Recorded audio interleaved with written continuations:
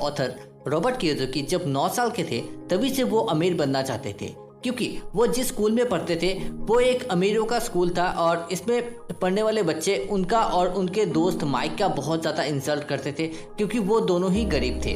तो इसके लिए तो सबसे पहले उन्होंने अपने डैड से बात की कि वो किस तरह से अमीर बन सकते हैं।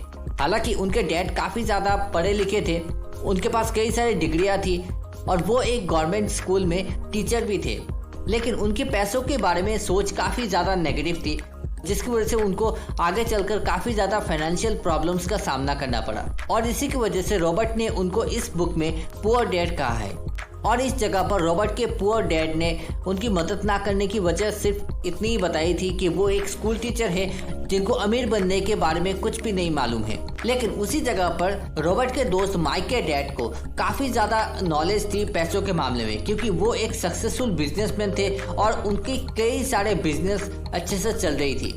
हालांकि वो इतने ज़्यादा पढ़े लिखे नहीं थे रॉबर्ट के पुअर डैड की तरह, उन्होंने सिर्फ 8वीं तक ही पढ़ाई करी थी, लेकिन उनके पास बिजनेस को चलाने की काफ़ी अच्छी नॉलेज थी और वो पैसों को अच्छे से मैनेज करना भी जानते थे।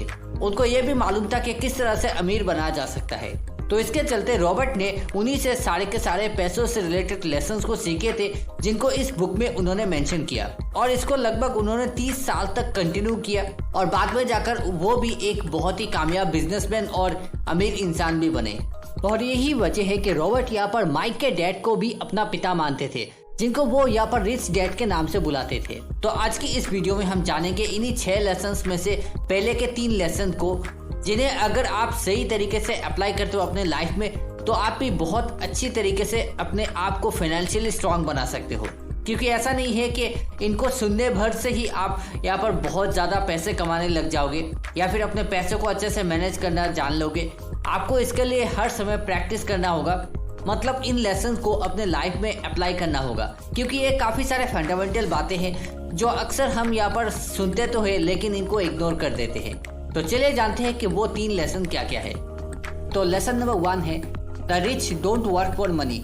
यहाँ पर ऑथर बताते हैं कि जो अमीर लोग होते हैं वो यहाँ पर पैसों के लिए काम नहीं करते, बल्कि वो ऐसे सिस्टम्स बनाते हैं जिस वजह से उनका पैसा उनके लिए काम करता रहता है। यानी वो किसी ऐसे बिजनेसेस में इन्वेस्ट करते हैं अपने पैसों को, जिस वजह से उनका पैसा और ज़्यादा पैसे कमा कर लाता है। मतलब उस बिजनेस में जब भी प्रॉफिट होगा तो उसमें से एक हिस्सा उनके पास जाएगा। दूसरी तरफ जो पुअर और मिडिल क्लास लोग होते हैं वो हमेशा ही पैसों के लिए परेशान रहते हैं और पैसे कमाने के लिए वो दिन में 8-8 घंटे से भी ज़्यादा के काम करते हैं। यहाँ पर ऑथर बताते हैं कि ज़्यादातर लोगों में लालच और डर नाम के 2 इमोशंस काफ़ी ज़्यादा एक्टिव रहते हैं, जिस वजह से लोग यहाँ पर पैसों के लिए हमेशा ही परेशान रहते हैं।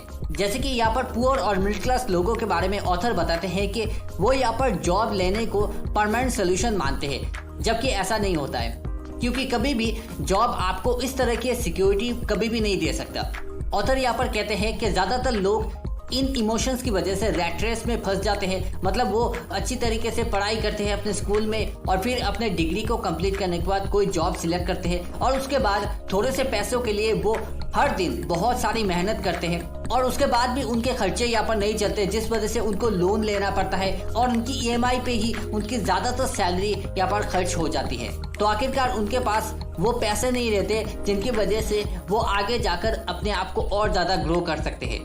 लेकिन यहाँ पर ऑथर ऐसा बिल्कुल नहीं कह रहे कि जॉब लेना बिल्कुल गलत है, क्योंकि ऑथर रॉबर्ट कियोसाकी ने भी अपनी शुरुआत करी थी जॉब करने से। उन्होंने कई सारे इंडस्ट्रीज में जॉब किया और उसके बाद जेरॉक्स कंपनी में पूरे 4 साल तक उन्होंने सेल्समैन के तौर पर काम किया। लेकिन उसके बाद जब उनको काफ़ी सारा एक्सपीरियंस मिल गया था तो उसके बाद उन्होंने जॉब को छोड़ दिया और अपना एक कंपनी यहाँ पर स्टार्ट कर लिया।